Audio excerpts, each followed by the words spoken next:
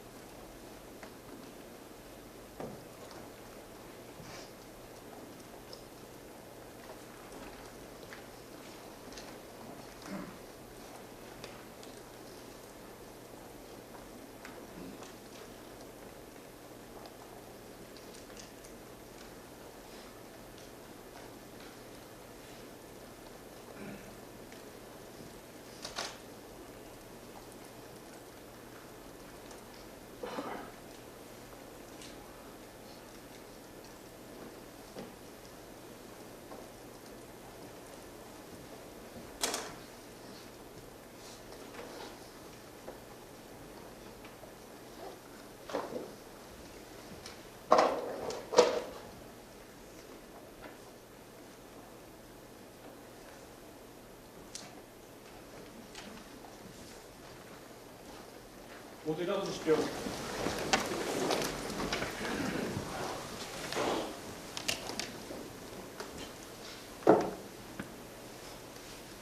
자리에 앉아 주십시오. 예, 서울중앙지방법원 형사 25부 판결 선고 진행하도록 하겠습니다. 예, 먼저 출석하신 검사님들 성함 말씀해 주실까요? 예, 장우성 특별검사보, 장준호 검사, 이창규 검사, 조재철, 유병국, 서성광, 구승기, 김수길, 박대한, 송성광, 전종택, 정기훈 검사 출석했습니다. 예, 그리고 피고인들 출석 확인하겠습니다. 먼저 윤석열 피고인 들어오시게 하시죠. 예. 그리고 출석하신 변호사님들은 성함을 어떻게 기재를 할까요? 아니면 그냥 앉아 계시는 걸로? 이따 호명하겠습니다. 그러면 출석하신 걸로.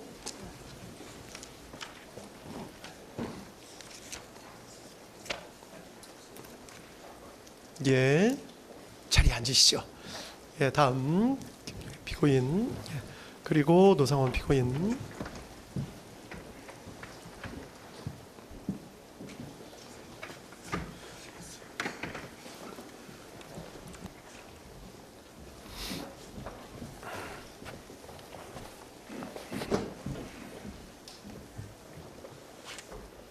예, 다음 피고인들 출석 확인하도록 하겠습니다. 먼저 윤석열 피고인, 예, 그리고 김용현 피고인, 예, 노상원 피고인, 예, 그리고 김용군 피고인, 예, 조지호 피고인, 예, 그리고 김봉식 피고인, 예, 윤승영 피고인, 예, 그리고 목현태 피고인, 예, 출석하신 거 확인했습니다. 변호사님들 출석하신 분들 말씀해 주시겠어요? 윤석열 피고인 변호사님들. 김홍일 변호사, 배모윤 변호사, 윤갑근 변호사, 송진우 변호사, 김계리 변호사, 이경원 변호사, 배의철 변호사입니다. 배진환 변호사. 예, 그렇게 출석하신 걸로 기재하겠습니다. 다음 김용현 피고인 변호인. 예. 이하상 변호사, 유승수 변호사, 고영일 변호사, 김지희 변호사 출석했습니다. 예, 다음 노상원 피고인 변호인. 예, 노종래 변호사입니다. 예, 그다음에 김용군 피고인 변호인. 예, 알겠습니다. 그다음에 조지호 피고인 변호인. 노정환 변호사, 안상훈 변호사 출석했습니다. 예, 그다음에 김봉식 피고인 변호인. 예, 다음 윤승영 피고인 변호인. 법무법인 강한의 남기정 김준태 변호사입니다. 예, 다음 목현태 피고인 변호인.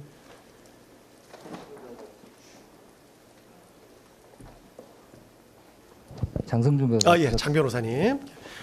마스크 쓰셔가지고 감사합니다. 그렇게 출석 확인했고 지금부터 판결 이유를 말씀을 드리고 판결 주문을 낭독하도록 하겠습니다. 내용이 좀 길기 때문에 조금 길어질 수 있다는 점을 미리 말씀을 좀 드리겠습니다. 그리고 판결이 선고되는 과정에서 뭐 소란이나 뭐 기타 이상한 행동을 하시면 법정에서 퇴정 등 강력한 조치를 취할 수밖에 없으니까 방청하시는 분들 그 점 좀 유념을 좀 해주십시오.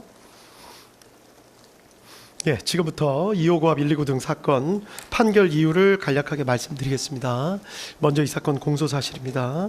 검사는 2024년 12월 3일 대통령인 피고인 윤석열의 비상계엄 선포 및 이후 경찰의 국회 출입 통제, 군의 국회 투입 시도, 이른바 체포조 운영, 선관위 확보 시도 등 일련의 사건에 대해서 피고인들을 다음과 같은 내용으로 공소 제기하였습니다. 피고인들은 국헌문란의 목적을 가지고 폭동을 일으켜 내란죄를 저질렀다. 우두머리 역할인 피고인 윤석열은 내란 우두머리죄, 중요 임무에 종사한 나머지 피고인들은 내란 중요 임무 종사죄에 해당한다. 또 피고인들은 위와 같이 내란죄를 저지르는 과정에서 권한을 남용해서 하급자 등으로 하여금 권리행사를 방해하고 의무 없는 일을 하게 하여 직권남용 권리행사 방해죄를 저질렀다. 이러한 내용으로 공소사실이 구성되어 있습니다. 먼저 수사권 등에 관한 주요 쟁점에 대해서 말씀을 드리겠습니다. 불소추 특권을 가지고 있는 재직 중 대통령에 대한 수사 가능 여부에 대해서입니다.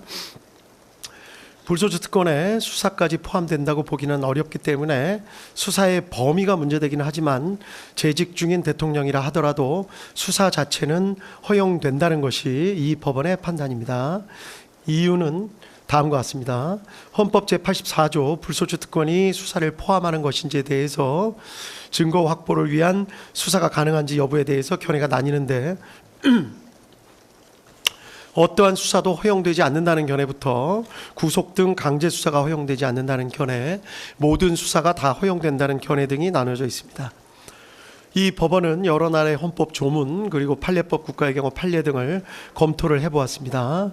우리 헌법 조문은 대만 헌법, 중화민국 헌법 조문을 참고한 것으로 보이는데 대만은 소추가 아닌 소구라는 표현을 쓰고 있고 대만 법원은 수사는 허용되지 않는다는 입장을 보이고 있는 것으로 파악했습니다.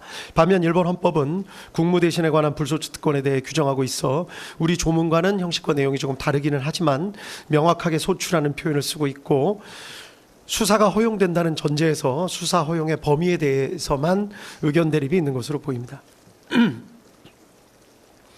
우리 헌법상 불소추 특권은 대통령 직책의 원활한 수행을 보장하는 데 그 취지가 있습니다. 따라서 이와 관련이 없는 수사까지 모두 제한하려는 취지는 아닌 것으로 보입니다. 따라서 수사 자체가 불소추 특권에 포함된다고 보기는 어렵다는 것이 이 법원의 판단입니다. 자세한 입법례와 분석, 관련 내용 등은 판결문에 자세히 기재해 놓았습니다. 다음 두 번째, 검찰이 내란죄에 관해서 수사를 개시할 수 있는지 여부.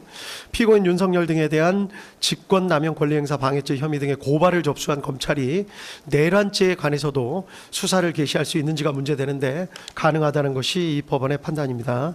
이유는 다음과 같습니다. 검찰청법에 의하면 검찰은 원칙적으로 직권남용 권리행사 방해죄에 대해서만 수사 개시가 가능합니다. 그러나 검찰청법 제4조 제1항 제1호 다목은 직접 관련성이 있는 범죄에 대해서도 수사를 개시할 수 있다는 예외 규정을 두고 있습니다.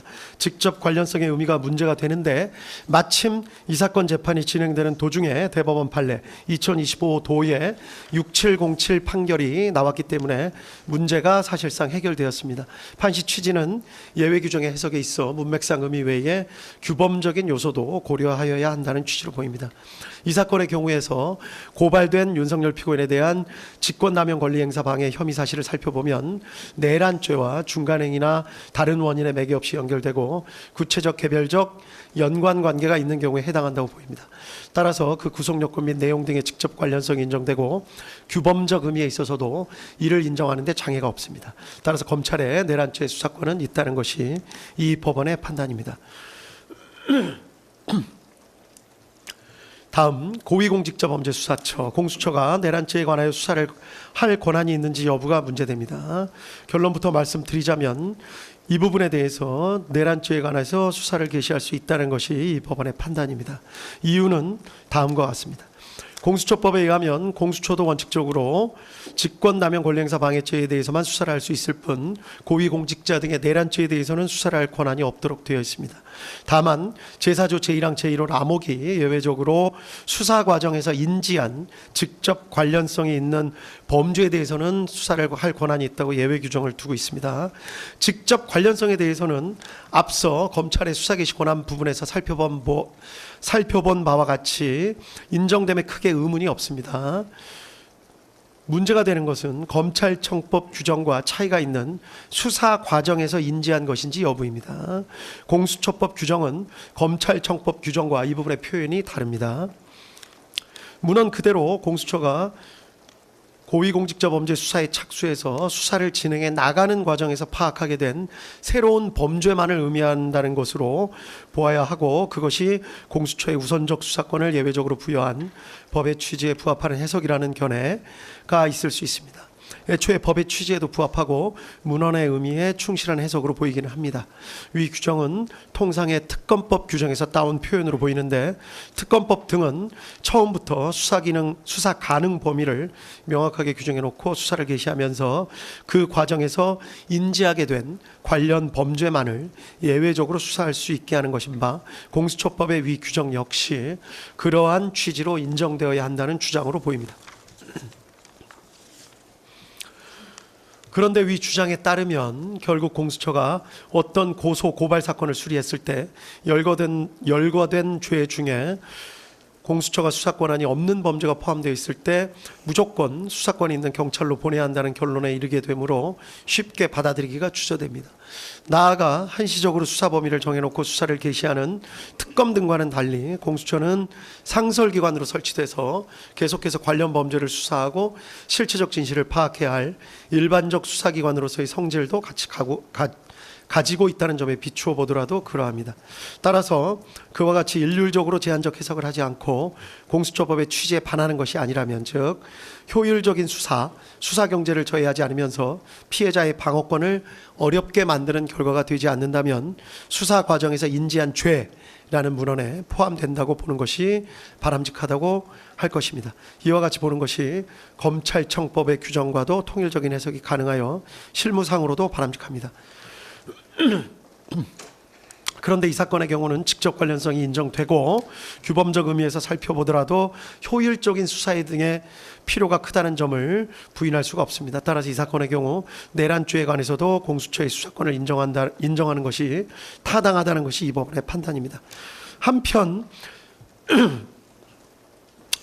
피고인 측의 주장은 다음과 같은 측면이 있습니다. 즉 공수처 수사의 실질은 공수처는 내란죄에 대한 수사권이 없음에도 직권남용 권리행사 방해죄에 대한 고발장에 내란죄가 함께 기재되어 있었다는 것을 핑계 삼아서 범죄의 중대성과 법정형을 비교조차 하기 어려운 내란죄를 수사한 것이기 때문에 결국 공수처의 행위는 수사권 범위에 관한 규정을 잠탈해서 수사권을 가지고 있지 않은 내란죄에 대한 수사를 진행하는 것이어서 위법하다, 이런 주장도 포함된 것으로 보입니다.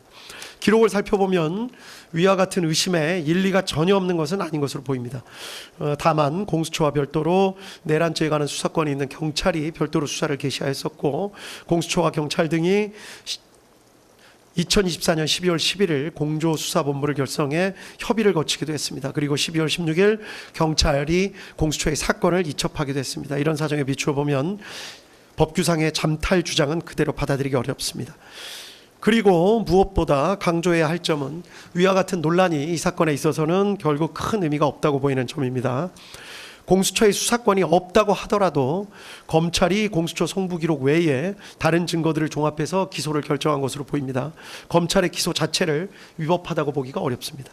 두 번째로 공수처가 수집한 증거를 다 빼더라도 검찰이 수집한 증거들, 그리고 이 법원이 증거로 채택하여 조사한 증거들에 의하더라도 지금 유죄로 판단되는 피고인들에 대해서 유죄 판단을 할 증거가 충분하다는 것이 이 법원의 판단입니다. 따라서 공수처의 수사권 유무와 관련된 기소의 적법성, 증거 관련 문제는 결국 발생하지 않습니다. 다음, 위법 수집 증거 관련 내용입니다. 원본성, 무결성이 입증되지 않은 증거 등 다수에 대해서 모두 증거 배제 결정을 하고 이를 판결문에 별지로 첨부하였습니다. 군사기밀 관련된 증거에 대한 위법 수집 증거 주장도 하고 있지만 이 부분에 대해서는 받아들이지 않습니다. 구체적인 위법 수집 증거 관련 판단 부분은 모두 판결문에 자세한 이유를 설치했기 때문에 관련 부분을 살펴보시면 될 것 같습니다. 이러한 사정 하에 해당 증거들, 이 법원이 적법하게 채택하여 조사한 증거들을 의해서 다음과 같은 사실이 인정됩니다. 인정된 사실관계는 판결문에 자세히 기재가 되어 있습니다. 간략하게만 강조될 부분에 대해서 말씀을 드리겠습니다. 이 사건의 경위입니다. 피고인 윤석열 당시 대통령은 야당인 더불어민주당이 다수를 점하고 있는 국회가 정부의 주요 관료들을 탄핵하고 예산을 삭감하는 등의 조치를 쉽게 하는 데 반해서 대통령이나 정부는 이에 대항해서 할 수 있는 마땅한 조치가 없다고 생각하였고, 사실상 국회가 정부로 하여금 제 기능을 할 수 없도록 만들고 있다고 생각한 것으로 보입니다. 피고인 윤석열은 경호처장으로 일하다가 국방부 장관이 된 피고인 김용현과 이런 생각을 어느 정도 공유하면서 이러한 정치 상황에 대해 한탄하는 일이 잦았고, 가끔 방첩사령관 여인영, 특수전사령관 곽종근, 수도방위사령관 이진우 등을 불러 격려하는 자리에서 그와 같은 생각을 표현한 적도 있는 것으로 보입니다. 한편 피고인 김용현은 전 정보사령관 피고인 노상원과 친밀한 관계였는데 이른바 부정선거가 우리 사회에서 벌어지고 있는 것은 아닌지 의심을 하면서 이에 대한 조사나 수사가 필요하다는 데 공감을 가지고 정보사령부 요원들을 활용해서 부정선거 수사를 할 나름의 구상을 한 뒤 피고인 노상원을 시켜서 정보사령관 문상호 등으로부터 정예 요원 명단을 추천받게 하는 등 나름의 부정선거 수사를 준비하고 있었던 상황이었던 것으로 보입니다.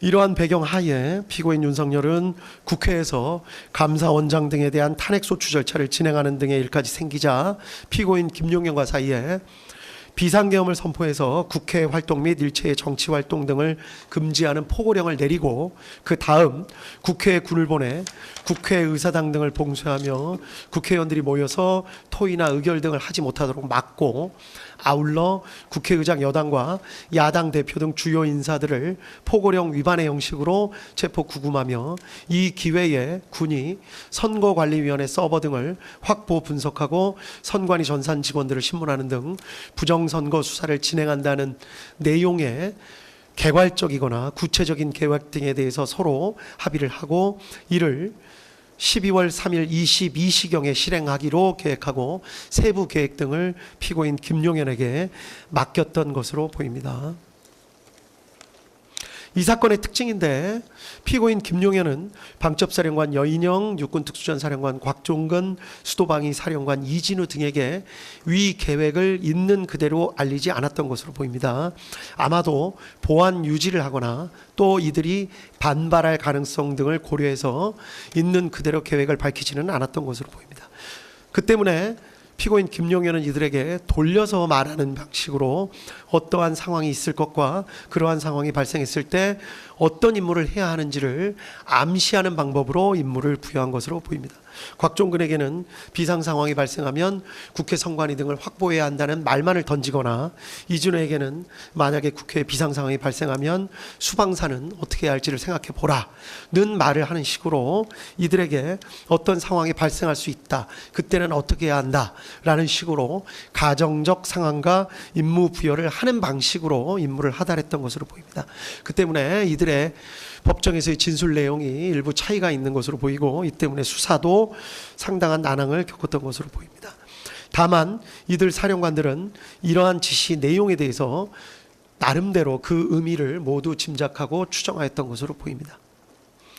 이들 사령관들의 입장에서 보면 이들은 군인으로서 명령이 떨어지면 복종해야 한다라는 생각과 함께 피고인 김용현이 말한 그런 상황이 실제로는 발생하지 않을 것이다. 또는 실제로 적이 국회를 테러할 것이라는 등에 대한 정보가 있기 때문에 아마도 피고인 김용현이 저런 말을 하는 것 아니겠느냐라는 강한 기대감과 우려도 함께 가졌던 것으로 보입니다. 이 때문에 아까도 말씀드렸듯이 당시 주고받았던 말과 생각에 대해 이들의 진술이 서로 다른 측면이 있습니다. 어느 측면을 부각시키느냐에 따라 이들의 진술의 차이가 있지만 실제로는 이 법원이 판단하기에는 대부분 진실에 가깝게 당시의 상황을 나름 진술하고 있는 것으로 보입니다. 피고인 윤석열과 피고인 김용현은 군이 투입되더라도 경찰의 도움이 필요하다는 생각에 12월 3일 저녁 무렵 급하게 경찰청장 피고인 조지호와 서울경찰청장 피고인 김봉식을 만나서 비상계엄을 선포한 후 군을 국회에 투입할 예정이라는 사실을 밝히고 경찰의 질서 유지를 지시하였습니다. 이후에 관련된 내용들은 판결문에 자세히 기재되어 있습니다. 비상계엄 선포, 포고령 공고, 경찰의 국회 출입 통제, 군의 국회 봉쇄 시도, 주요 인사 체포 시도, 선관위 서버 확보 시도, 군의 더불어민주당 당사 투입 등이 있습니다. 이 부분을 확인해 보시면 될 것 같습니다. 결론적으로 이 사건 사실관계의 가장 핵심은 이 법원이 판단한 핵심은 군을 국회로 보낸 것입니다. 사실인정에 관한 주요 쟁점에 대해서만 간략하게 말씀드리겠습니다.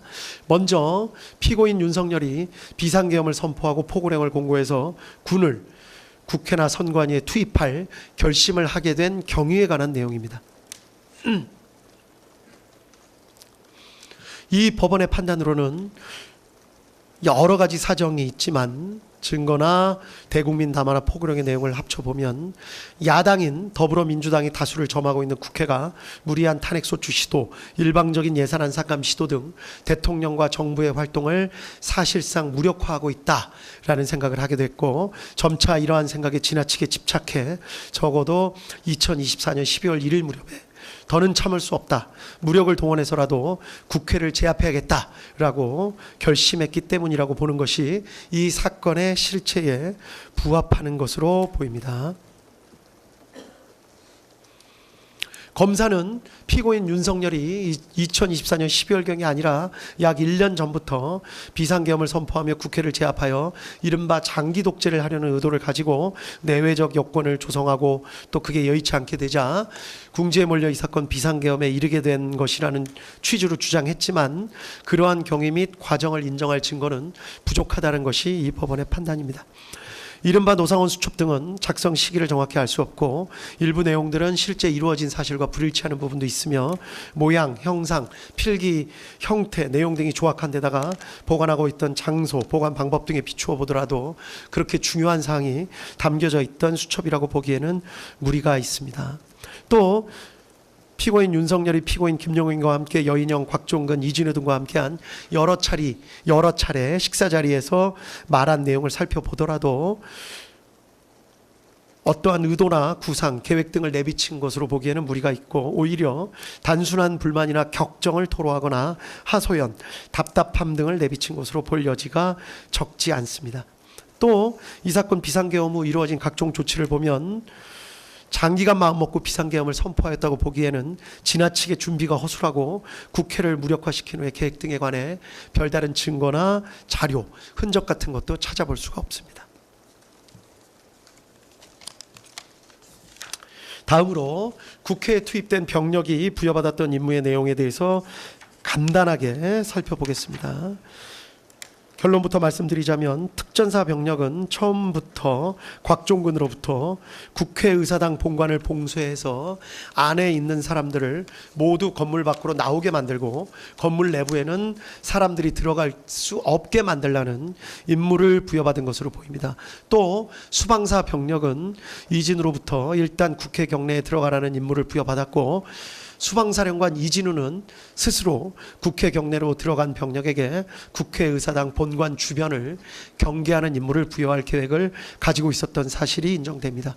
그리고 이러한 내용은 모두 피고인 윤석열의 승인하에 피고인 김용현의 구체적인 지시에 따라 이루어진 것으로 평가할 수 있습니다.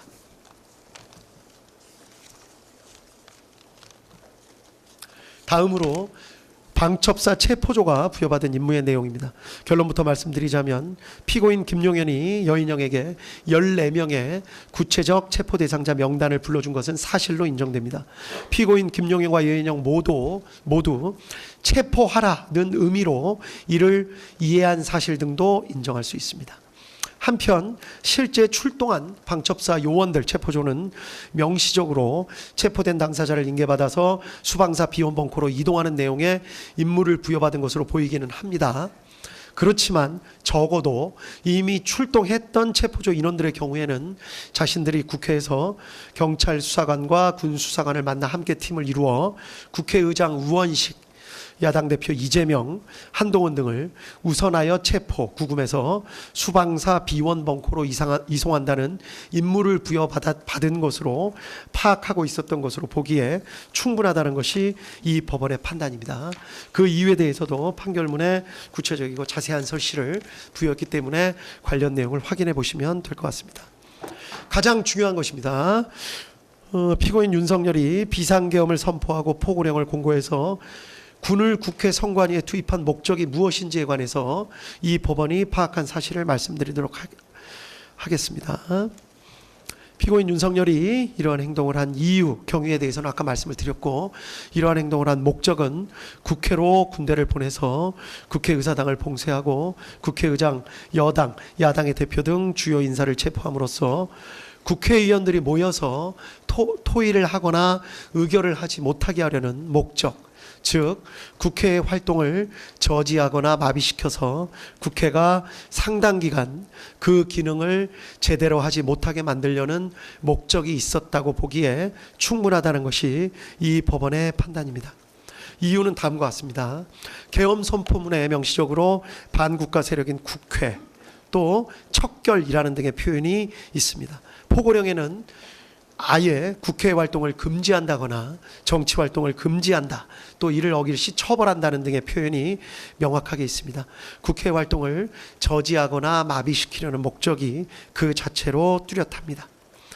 또 여러 가지 사정, 아까 말씀드린 바와 같이 특전사 병력이나 수방사 병력이 부여받은 임무 등에 비추어 보더라도 이러한 사정은 명확합니다. 한편 피고인 윤석열, 피고인 김용현은 위와 같이 군을 투입하면서 언제 군을 철수시킬지에 대한 계획을 전혀 정하지 않았던 것으로 보입니다. 결국 피고인 윤석열 등의 마음먹기에 따라서 군의 철수와 국회 활동 재개 여부가 결정되는 것이어서 이러한 사정 등에 비추어 보면 결국 국회 활동을 저지하거나 마비시키려는 기간이 상당 기간임을 예정하고 있었다고 보기에도 충분하다는 것이 이 법원의 판단입니다. 다음은 법리에 관해서 말씀을 드리겠습니다. 이 사건 문제되는 형법 규정의 국헌문란 목적의 정의 조항은 형법 제91조 제2호입니다. 이 부분에 관해서 간략하게 연역을 살펴보도록 하겠습니다. 연역적으로 로마 시대에는 국가의 기본 질서를 어지럽히는 행위를 내란죄로 처벌했지만 황제 시대에 이르러서 국가와 황제를 동일시하는 경향이 나타났고 황제에 대한 반역 행위까지 내란죄로 처벌하게 되었습니다.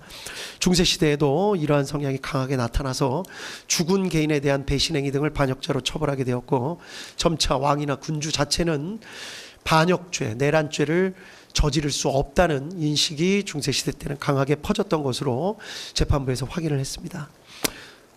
계기가 된 사건은 찰스 1세, 잉글랜드의 왕 찰스 1세 사건이었습니다. 영국에서 의회가 생기고 왕과 의회 사이에 세금 징수 문제 등으로 갈등을 빚는 일이 생기게 되다가 결국 잉글랜드 왕 찰스 1세는 의회가 자신의 잘못 200가지를 시정해달라는 취지의 결의문을 내자 이에 분노해서 직접 군대를 이끌고 의회 의사당에 난입해서 그 자리에서 의회를 강제로 해산시키는 일이 있었다는 점을 역사 교과서를 통해서 검찰이나 피고인 측이 다 알고 계실 거라고 생각합니다. 이러한 내전을 통해서 결국 찰스 1세는 반역죄 등으로 사형을 선고받고 죽게 되는 일이 있었습니다. 이때 판결을 살펴보면 왕이 국가에 대해서 반역을 하였다는 사실을 명백하게 인정을 한 것을 알 수 있습니다. 이때부터 왕에 대한 범죄라는 생각이 점차 바뀌어서 국민으로부터 주권을 위임받은 의회에 대한 공격을 하는 것은 왕이라 하더라도 주권을 침해하는 것이 되어 반역죄가 성립한다는 개념이 널리 퍼지게 된 것으로 보이고, 그리고 이후부터는 18, 19세기를 거쳐 내란죄는 국가 존립을 침해하는 죄로 각국에 반영된 것으로 보입니다. 이러한 연역과 각국의 입법례, 기타 여러 가지 사정에 대해서는 판결문에 자세하게 설치가 되어 있습니다. 주변국의 사례를 잠깐만 말씀드리겠습니다. 아프리카나 남미 등 이른바 개발도상국의 경우에서는 선거로 당선된 대통령이 의회와 갈등을 일으켜 군부를 동원해서 의회의 기능을 정지시키는 사례 등이 여러 언론을 통해서 전해지고 있습니다. 실제 이로 인해 내란, 반란, 역모 등 유사한 형법 규정에 의해 처벌받은 사례를 찾아보기는 어렵습니다. 재판부에서 판단해 보기에는 성공한 경우가 적지 않은 데다가 만약에 실패한 경우에는 그러한 일을 저지른 대통령이나 관료들이 외국으로 망명해서 수사나 재판이 진행되지 않는 경우가 많았기 때문인 것으로 보입니다. 이 때문에 개발도상국의 사례는 거의 참고할 수가 없었습니다. 다음으로 선진국의 사례를 말씀드리겠습니다. 이상하게도 선진국의 경우에는 대통령이 의회와 갈등을 일으켜 군부를 동원해서 의회의 기능을 정지시키는 사례 등을 찾아보기가 마찬가지로 어려웠습니다. 그런데 이러한 일이 있는 이유는 조금 다른 것 같습니다. 자세한 내용을 살펴보면 선진국에서는 이러한 정도의 갈등까지 가지 않도록 제도적으로 설계를 치밀하고 꼼꼼하게 해놓는 경우가 많기 때문인 것으로 판단했습니다. 의회를 상원, 하원, 양원으로 나누어서 의회가 신중한 판단을 할 수 있도록 하거나 선거에서 의원들의 일정 비율씩만 교체하도록 해서 급격한 의회 구성의 변화를 막거나 임기 내에 의원에 대한 신임을 묻게 하는 중간 투표 등의 제도를 두어서 책임 있는 의정 활동을 하도록 하는 장치 등을 두고 있기도 합니다. 또 상징적인 의미에서 왕을 두고 있는 국가들은 왕이 정부와 의회에 첨예한 갈등의 중재 역할을 하는 경우도 있는 것으로 보입니다. 대통령 등 행정부 수반에게 의회 해상권을 부여해서 갈등을 해결할 수 있는 제도적 장치를 마련해 두는 경우도 있는 것으로 보입니다. 이러한 연역, 다른 나라의 헌법 규정, 판례, 그리고 다른 나라 주변의 사례 등을 종합해서 보면 형법 제91조 제2호의 의미와 대통령이 형법 제91조 제2호의 국헌문란 목적 내란죄를 저지를 수 있다는 사정을 충분히 알 수 있습니다. 대법원은 국헌문란의 목적에 대해서 형법 제91조 제2호 헌법에 의하여 설치된 국가기관을 강압에 의하여 전복 또는 그 권능 행사를 불가능하게 하는 것의 의미에 대해서 권능 행사를 불가능하게 하는 것이란 헌법에 의하여 설치된 국가기관을 제도적으로 영구히 폐지하는 경우뿐만이 아니라 사실상 상당 기간 그 기능을 제대로 할 수 없게 만드는 것을 포함한다고 판시한 바 있습니다.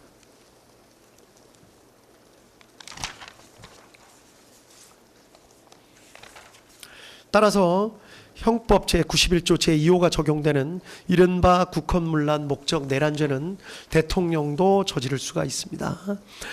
대표적인 사례가 대통령이 군을 동원해 강제로 의회를 점령하거나 의원들을 체포하는 등의 행위를 하는 것은 결국 국회의 활동을 저지하거나 마비시켜 국회가 사실상 상당 기간 그 기능을 제대로 할 수 없게 만들려는 목적, 즉 국회의 권능을 침해하려는 국헌문란의 목적을 가지고 군을 동원해 폭동을 일으키는 것에 해당한다고 할 수 있기 때문입니다.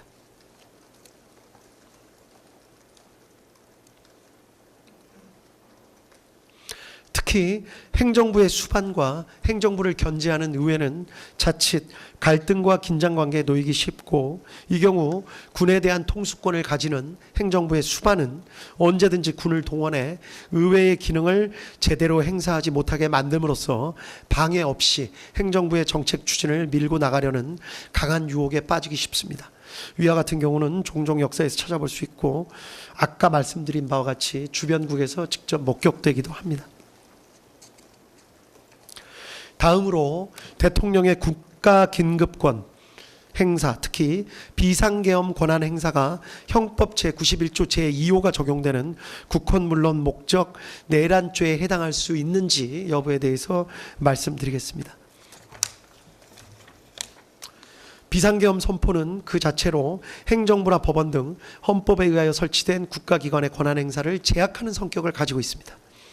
따라서 계엄이 해제될 때까지 사실상 상당 기간 다른 국가기관의 기능을 제대로 할 수 없게 만드는 속성을 가지고 있는데 비상계엄 선포 자체가 내란죄에 해당하는지가 문제가 될 수가 있습니다.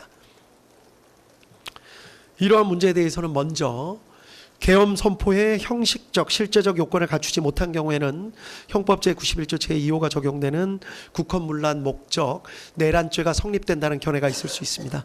또 어떠한 목적을 가지고 있는지를 살펴서 국헌문란 목적이 인정되는 경우에만 국헌문란 목적 내란죄가 성립한다는 견해가 있을 수 있습니다. 실체적 요건을 갖추었는지 여부를 가지고 따지는 견해는 따르기가 힘듭니다. 일단 실체적 요건을 갖추었는지 여부에 대한 대통령의 판단은 존중되어야 합니다. 이를 섣불리 사법심사 영역으로 가져오는 것은 자칫 필요한 경우 판단을 주저하게 만드는 저해 요소가 될 수 있고 절차적 요건을 따지는 것도 도대체 어느 정도까지의 절차를 어기는 것이 문제가 되는지 삼을 수 있는지가 어렵습니다. 따라서 형식적 실제적 요건을 갖추지 못한 경우에는 비상계엄 권한 행사가 내란죄가 된다는 주장은 받아들이기가 어렵습니다. 따라서 다른 견해, 원칙적으로 계엄의 요건을 갖추었는지 여부에 따라 내란죄가 성립되는 것은 아니나 다만 비상계엄의 선포로도 할 수 없는 권한의 행사를 목적으로 하는 것이라면, 즉 국회의 권한을 침해하거나 행정사법의 본질적인 기능을 침해하는 것, 우리 헌법이나 계엄법 등은 비상계엄을 하더라도 국회의 권한을 침해하거나 행정사법의 본질적인 기능은 침해할 수 없도록 정하고 있습니다. 따라서 비상계엄을 하더라도 국회의 권한을 침해하거나 행정사법의 본질적인 기능을 침해할 수 없는데, 이를 목적으로 해서 비상계엄을 선포하는 것이라면 비록 헌법이 정하고 있는 권한행사라 하더라도 이때에는 형법 제91조 제2호가 적용되는 국헌문란 목적 내란죄가 성립할 수 있다는 것이 이 법원의 판단입니다. 따라서 원칙적으로는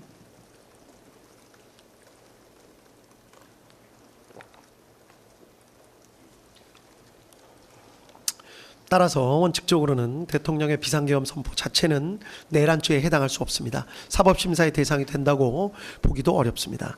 다만 그 내용을 살펴서 비상계엄의 선포로도 할 수 없는 권한의 행사, 그것이 헌법이 설치한 기관의 기능을 상당 기간 저지하거나 마비시키려는 목적으로 하는 것이라면 결국 이는 헌법이 정한 권한행사라는 명목을 내세워서 실제로는 이를 통해 할 수 없는 실력 행사를 하려는 것에 다름 아니기 때문에 형법 제91조 제2호가 적용되는 국헌문란 목적 내란죄가 성립할 수 있다는 것이 이 법원의 판단입니다. 한편 이와 관련해서 한편 이와 관련해서 피고인 윤석열 및 그 변호인은 이러한 주장을 하고 있습니다. 이 사건 비상계엄 선포 등에 이르게 된 목적은 사사건건 무리한 탄핵과 예산 삭감 등 정부의 발목을 잡아 반국가 세력이나 다름없게 되어버린 국회에 대한 국가 위기 상황을 타개하고 자유민주주의 체제를 수호하기 위한 것이었기 때문에 그러한 목적 하에 이루어진 이 사건 비상계엄은 국헌문란 목적 내란죄가 될 수 없다고 주장합니다. 그러나 이 법원의 판단으로는 이는 어떤 일을 행한 동기나 이유, 명분과 그 목적을 혼동하여 하는 주장으로 보입니다. 국가 위기 상황이라고 판단하고 이를 바로잡고 싶어 했던 것은 그 정당성 여부에 관한 판단은 변론으로 하더라도 동기나 이유, 명분에 불과할 뿐이지 이를 군을 국회에 보내는 등의 목적이라고 볼 수는 없습니다. 위와 같은 동기나 이유 때문에 피고인 윤석열, 피고인 김용현이 군대를 보내 국회를 봉쇄함으로써 국회의 활동을 상당 기간 저지하거나 마비시켜 국회의 기능을 제대로 할 수 없게 만들려는 목적을 가지게 되었던 것이고, 그 목적을 이루기 위한 수단으로 비상계엄, 병력 출동 및 국회 봉쇄 시도 등의 행위에 나아간 잘못을 저지른 것은 명백하게 구분되어야 합니다. 성경을 읽는다는 이유로 촛불을 훔칠 수는 없습니다. 다음으로 공범의 성립 기준입니다. 비상계엄 권한 행사가 형법 제91조 제2호가 적용되는 국헌문란 목적 내란죄에 해당하는 경우 어떤 경우에 공범이 성립될 수 있는지, 이때의 공범은 구속 요건에 맞추어 집합범으로서의 내란범이 성립되는지를 말씀드리는 것입니다. 이 법원의 판단을 먼저 말씀드리면, 폭동에 관여한 사실만 인정되어서는 안 되고 국헌문란의 목적에 대해서 인식, 공유한 사실까지 인정되어야만 공범, 즉 집합범으로서의 내란범이 되고, 그러한 집합범으로서의 내란범이 성립되어야만 이후 그 역할에 따라 내란 우두머리, 내란 중요 임무 종사 등으로 나누어 처벌할 수 있다는 것이 이 법원의 판단입니다. 이유는 다음과 같습니다. 내란죄는 집합범으로서 일정 규모 이상의 다수가 결합하여 함께 저지르는 범죄입니다. 대통령의 국헌문란 목적 내란죄에 있어서 폭동에 관여하였다고 하더라도 그것만으로는 집합범으로서의 내란죄를 저질렀다고 섣불리 인정할 수는 없습니다. 특히 내란죄의 폭동은 최광의의 폭행 협박을 의미하는 것이어서 일체의 유형력 행사가 다 포함되는 것인데, 비상계엄의 선포, 이 경우에 비상계엄의 선포 자체도 어느 정도 유형력의 행사로 볼 여지가 많기 때문에 그러한 행위에 일부 관여했다고 해서 이를 바로 집합범으로서의 내란죄에 해당한다고 포섭하는 것은 죄형 법정주의 원칙에 반하고 구속요건에 맞지 않습니다. 결국 집합범으로서의 내란죄가 성립하기 위해서는 폭동행위에 관여한 자라 하더라도 국헌문란의 목적을 인식, 공유하면서 폭동행위에 관여하였어야 하고, 만약에 이러한 국헌문란 목적의 인식, 공유가 인정되지 않는다면 어떠한 유형력 행사에 관여하였다고 해서 그 사람에 대해서 바로 내란죄가 성립한다고 볼 수는 없고, 다만 관여한 해당 행위 자체에 대한 별개의 형법상 구속요건을 따져보아서 그에 대한 죄책만 부담한다고 보아야 할 것입니다. 국헌문란 목적의 인식 공유는 미필적인 것으로 족합니다. 처음부터 계획을 같이 세우면서 인식 공유할 수도 있지만 사후에 폭동행위에 가담하는 과정에서 그러한 목적을 인식 공유하는 것도 가능하다고 할 것이고, 암묵적인 의사소통으로도 가능하다고 할 것입니다. 그리고 이러한 국헌문란의 목적을 인식 공유하면서 폭동에 관여한 사람들만을 내란죄가 인정하는 집합범으로서 인정하고, 그 사람들을 그 내부에서의 역할에 따라 우두머리, 중요 임무 종사 등으로 구분하여 처벌해야 할 것입니다. 이 사건 폭동이 한 지방의 평온을 해할 정도의 위력이 있었는지 여부에 대해서 말씀드리겠습니다.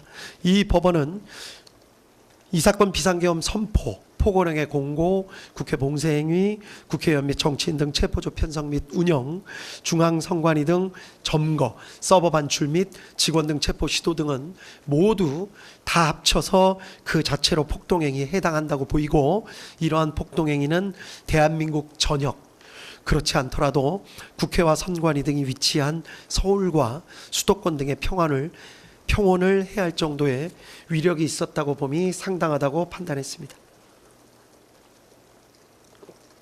이 부분 이유는 판결문에 자세히 설치되어 있기 때문에 해당 부분을 참조하시면 될 것 같습니다. 결론적으로 다시 한번 강조하건대 이 사건의 핵심은 군을 국회로 보낸 것입니다. 이제 구체적인 죄책 여부에 대해서 말씀을 드리겠습니다. 먼저 피고인 윤석열, 피고인 김용현의 경우를 같이 말씀드리겠습니다. 앞서 말씀드린 바로 추정할 수 있듯이 피고인들의 경우에는 형법 제91조 제2호의 국헌문란의 목적이 인정됩니다. 군을 보내 국회를 봉쇄하고 주요 정치인들을 체포하는 등의 방법으로 국회 활동을 저지하거나 마비시켜 국회가 사실상 상당 기간 기능을 제대로 할 수 없게 만들려는 목적을 내심으로 가지고 있었음을 부정하기는 어렵다고 보입니다. 군대를 보내서 폭동을 일으킨 사실도 인정됩니다. 폭동이란 최광의의 폭행이나 협박입니다. 여러 가지 사정들 간략하게 말씀드리자면 군이 무장을 해서 국회로 출동하는 자체, 헬기 등을 타거나 담을 넘어서 국회로 진입하는 자체, 또 그 안에 있는 관리자 등과 몸싸움을 하는 자체, 심지어 체포를 위해서 장구를 갖추고 다수가 차량을 이용해서 국회로 출동하는 행위 자체 등 대부분의 행위가 모두 폭동에 포섭이 된다는 것이 이 법원의 판단입니다. 아울러 피고인 윤석열, 피고인 김용현의 경우에 일일이 개별적으로 관여하지 않은 폭동도 있었던 것으로 보이는 사정이 있습니다. 그렇지만 폭동행위에 관한 대법원 판례는 일일이 개별적으로 관여하지 않은 부분이 있다고 하더라도 그 관여하지 않은 부분에 대해서도 내란죄로서의 책임은 모두 부담한다는 것입니다. 따라서 개별적으로 관여하지 않은 행위가 이 부분에 있어서 다소 억울하다는 사정이 있을 수는 있지만 전체에 대한 내란죄로서의 책임을 진다는 것이 이 법원의 판단입니다. 피고인 윤석열, 피고인 김용현에게는 집합범으로서의 내란죄가 성립합니다. 그리고 맡은 역할에 따라서 피고인 윤석열은 내란 우두머리죄, 피고인 김용현은 내란 중요 임무 종사죄가 성립합니다. 다음 피고인 조지호, 피고인 김봉식에 대해서 살펴봅니다. 피고인 조지호, 피고인 김봉식은 비상계엄 선포 전 피고인 윤석열 등으로부터 비상계엄을 선포해 군을 국회에 투입할 예정이라는 사실을 직접 통보받았고 이에 대해서 경찰의 질서 유지를 부탁한다는 지시까지도 받았습니다. 게다가 피고인 조지호는 여인영으로부터 별도로 군이 주요 정치인들을 체포하려 한다는 사정까지 들어서 알고 있었습니다. 피고인 조지호, 피고인 김봉식은 비상계엄 선포 전부터 기동대 배치를 준비했고 비상계엄이 선포된 지 얼마 지나지 않아서 바로 국회 외부에서 내부로의 출입을 전면 차단했다가 잠시 이를 해제한 후 다시 포고령 공고 이후 전면 차단을 실행하였습니다. 질서 유지 차원이라고 주장하기는 하지만 주된 목적은 군이 투입되는 사정을 미리 알고 있으면서 군의 출입은 허용하였고 정작 국회의원 등 주요 관계자들의 출입을 제한한 점에 비추어 보더라도 그 목적을 추정할 수 있습니다.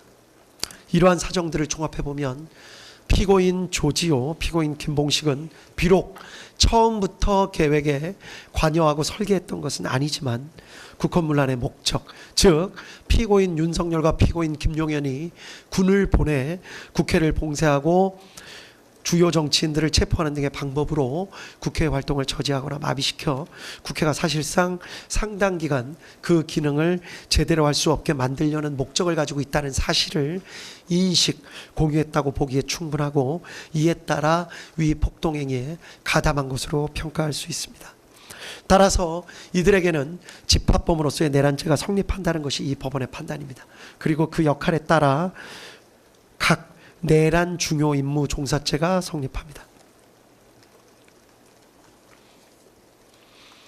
다음으로 피고인 노상원에 대해서 살펴보도록 하겠습니다. 피고인 노상원의 경우 이 사건 비상계엄으로 선포, 이 사건 비상계엄 선포로 인한 비상계엄 상황이 적어도 일정 기간 지속될 것으로 예상 전제하였다는 사정을 알 수 있습니다. 그러한 사정하에서 본인의 계엄 사무 수행을 준비했고 특히 애초에 계획했던 것과 달리 국회가 신속히 비상계엄에 대한 계엄 해제 요구안을 가결하자 피고인 김용현과 전화통화를 하면서 대책을 논의했던 사정까지도 엿보입니다. 정보사령관까지 역임했고 국방부 장관인 피고인 김용현과 이 사건 비상계엄에 대해서 상당히 구체적으로 논의했던 것으로 보이는 사정, 그리고 본인이 주축이 되는 제2수사단의 계엄사무 수행에 있어서 군인을 투입시키려고 했던 사정 등까지 종합해보면 피고인 노상원은 적어도 이 사건 비상계엄 선포 후 군이 국회에 출동해서 상당 기간 국회 활동을 방해하거나 적어도 계엄 해제 요구권을 무력화시키는 등 상당 기간 저지할 것을 예상했던 것으로 볼 수 있다는 것이 이 법원의 판단입니다. 따라서 피고인 노상원도 국헌문란 목적을 인식 공유하면서 폭동행위에 가담한 것으로 평가할 수 있다고 보입니다. 따라서 집합범으로서의 내란죄가 성립하고 그 역할에 따라 내란 중요 임무 종사죄가 성립합니다. 다음 피고인 목현태에 대해서 살펴보도록 하겠습니다. 피고인 목현태는 국회 경비대장으로서 처음부터 국헌문란의 목적을 인식 공유한 것으로는 보이지 않습니다. 여러 가지 사정을 살펴보면 피고인 목현태에 대해서는 이 재판부가 수차에 걸쳐서 피고인 목현태에 관한 여러 가지 사정이나 사실관계를 다시 한번 살펴보고 또 논의를 해보았으며 피고인 목현태에게 혹시 억울한 사정이나 기타 달리 볼 수 있는 사정이 있지 않은가 하고 여러 차례 토의와 논의를 해보았습니다. 그러나 아쉽지만 다음과 같은 사정에 비추어 보면 피고인 목현태에게도 집합범으로서의 내란죄가 인정된다고 볼 수밖에 없다는 것이 이 법원의 판단입니다. 피고인 목현태는 국회경비대장으로서 처음부터 국헌문란 목적을 인식 공유한 것으로는 보이지 않지만 국회의원 등의 출입을 차단하라는 지시를 받고 그대로 이행하면서 심지어 국회 사무처 관계자들로부터 명시적인 항의를 받기도 했고 직접 군의 출입이 허용되는 사정까지 목격하면서도 계속해서 국회의원 등의 출입을 차단하는 행위에 가담했습니다. 미필적으로나마 자신들이 하는 행위가 국회 활동을 저지하거나 마비시키는 행동이 될 수 있다는 사정을 알았던 것을 부인하기는 어렵다고 판단이 됩니다. 따라서 피고인 목현태에게도 집합범으로서의 내란죄가 성립하고 역할에 따라 내란 중요 임무 종사죄가 성립한다는 것이 이 법원의 판단입니다.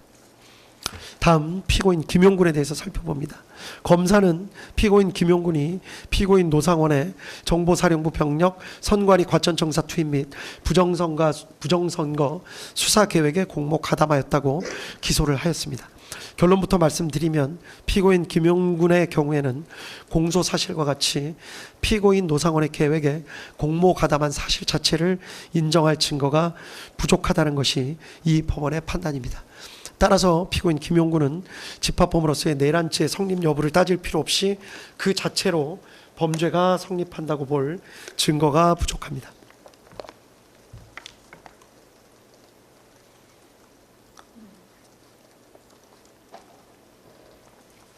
이유는 간략하게 말씀드리면 다음과 같습니다.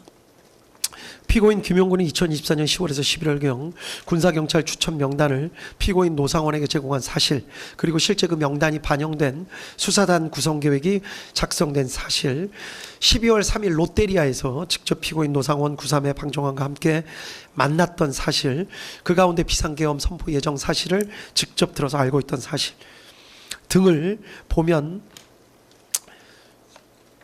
공소사실과 같은 사실이 진실일 수 있지 않을까 하는 강한 의심이 드는 것은 사실입니다.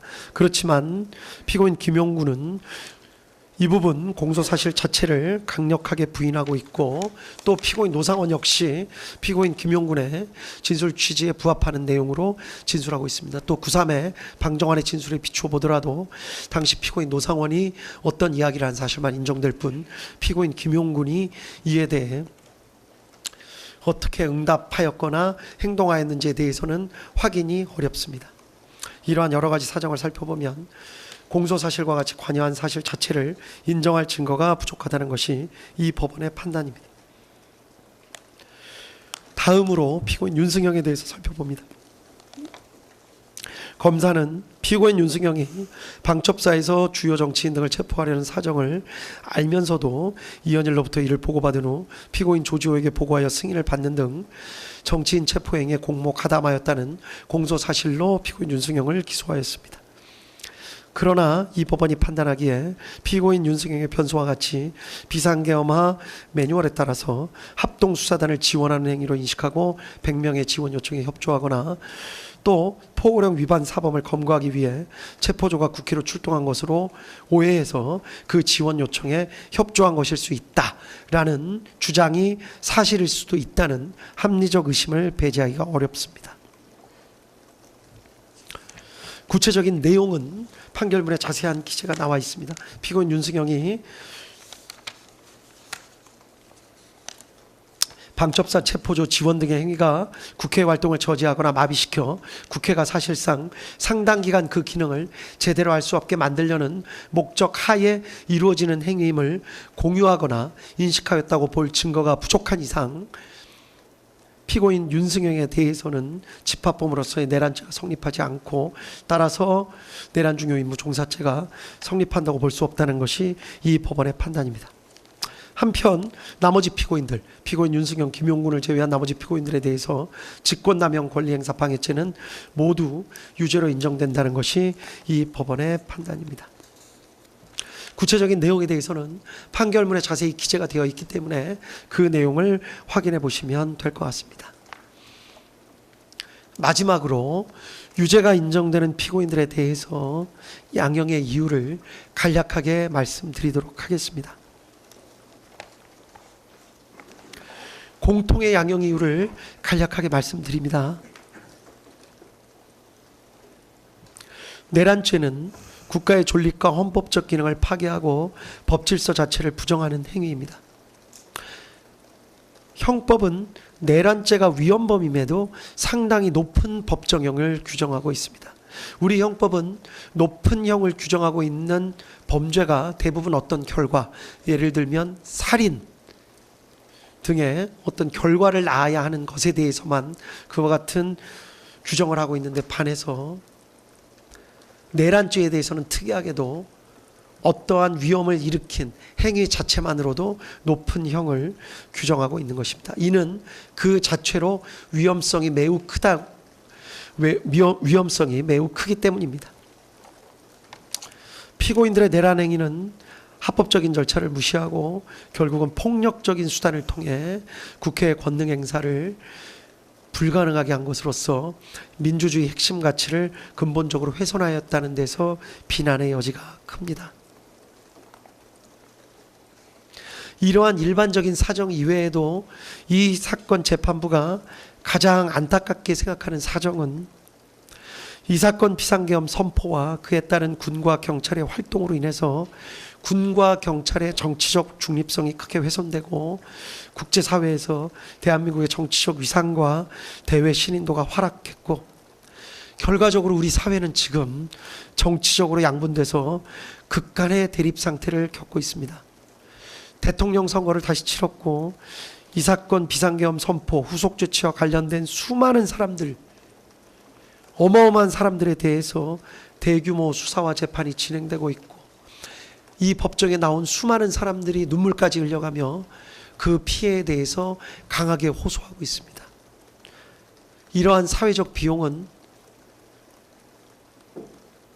이 재판부가 보기에도 산정할 수 없는 정도의 어마어마한 피해라고 할 것입니다. 또한 피고인들의 지시나 관여에 따라서 이 사건 비상계엄 선포에 따른 조치들을 실제로 수행한 군인, 경찰관, 공무원들이 사회적으로 많은 비난을 받게 됐습니다. 법적인 책임도 져야 됩니다. 상관의 지시의 적법성, 정당성에 대한 군인과 경찰관 및 공무원들의 신뢰가 훼손되었습니다. 수많은 군과 경찰 관계자들에게 무슨 죄가 있겠습니까?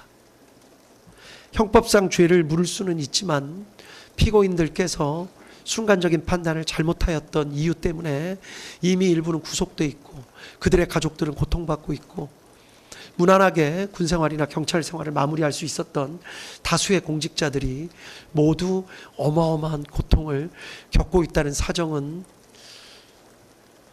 우리 사회의 큰 아픔이 될 것 같고 지금 진행되고 있는 여러 사정을 살펴보더라도 그러한 상황은 앞으로도 상당 기간 진행될 것으로 보입니다.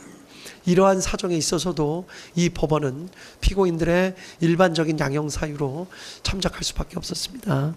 다음 개별적인 양형 사유에 대해서 말씀드리겠습니다. 먼저 윤석열 피고인에 대해서입니다. 범행을 직접 주도적으로 계획했고 다수의 많은 사람들을 범행에 관여시켰습니다. 비상계엄으로 인해서 막대한 사회적 비용이 초래됐고 피고인이 그 부분에 대해서 사과의 뜻을 내비치는 모습을 찾아보기 힘듭니다. 또 이 사건 재판이 진행되는 과정에 별다른 사정 없이 출석을 거부하기도 했습니다. 다만 아주 치밀하게 계획을 세운 것으로 보이지는 않습니다.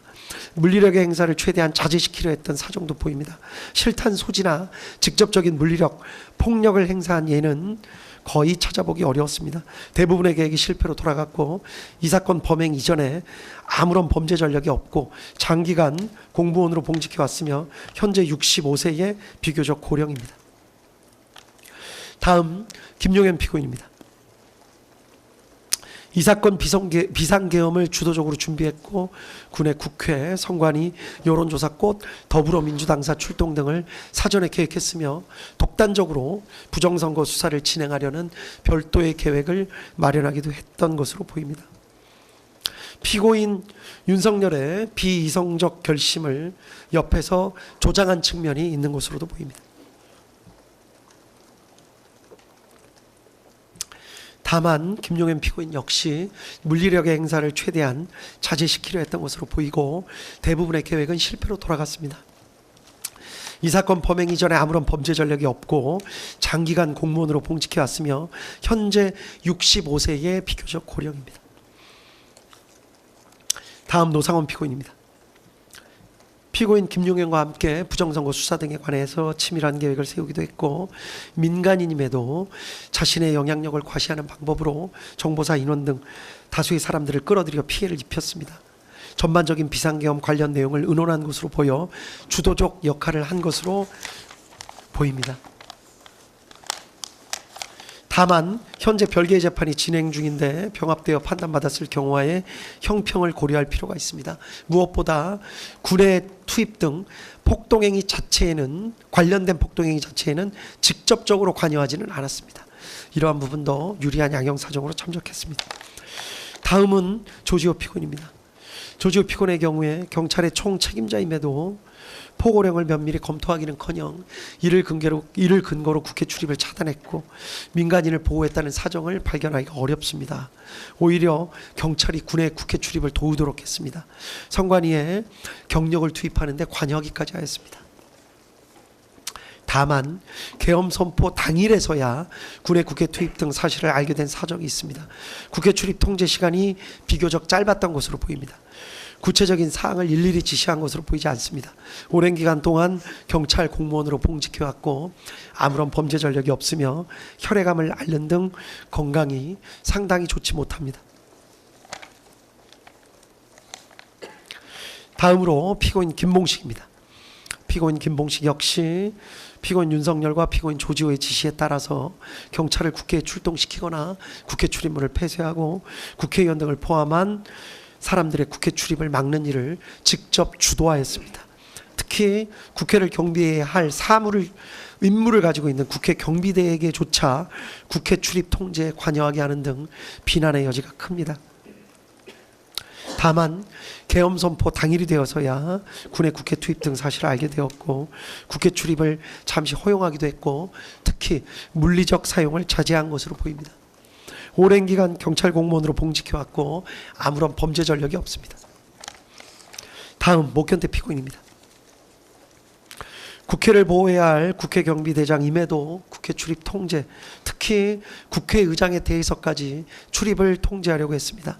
국회 사무처 직원들로부터 명확하게 항의를 받았음에도 출입 통제에 계속 가담하는 등 비난의 여지는 적지 않습니다.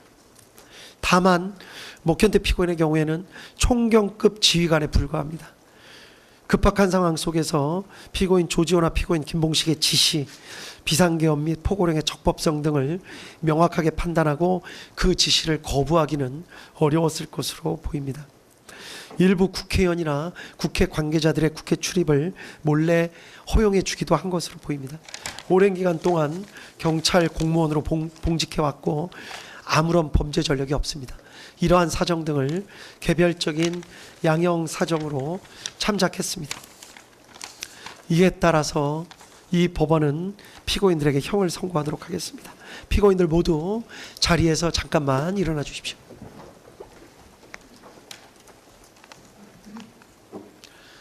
주문을 선고하도록 하겠습니다. 피고인 윤석열을 무기징역에 처합니다. 피고인 김용현을 징역 30년에 처합니다. 피고인 노상원을 징역 18년에 처합니다. 피고인 조지호를 징역 12년에 처합니다. 피고인 김봉식을 징역 10년에 처합니다. 피고인 목현태를 징역 3년에 처합니다. 피고인 김용군과 피고인 윤승영에 대해서는 무죄를 선고합니다. 피고인 윤석열 무기징역, 피고인 김용현 징역 30년, 피고인 노상원 징역 18년, 피고인 조지호 징역 12년, 피고인 김봉식 징역 10년, 피고인 목현태 징역 3년, 피고인 김용군, 피고인 윤승영은 강무죄. 이 판결에 불복하는 경우에 오늘로부터 일주일 이내에 이 법원에 항소장을 제출함으로써 항소할 수 있습니다. 그리고 피고인 김용군, 피고인 윤승영에 대해서는 무죄 판결의 요지를 공시하려고 합니다. 이에 특별한 이의가 있으신가요? 예, 특별한 이의 없는 것으로 알고 있겠습니다. 무죄 판결 요지 공시한다고 말씀드립니다. 판결문 선고까지 마쳤기 때문에 중계 방송은 여기까지 하도록 하겠습니다. 예, 여기까지 중계를 마칩니다. 피고인들 잠시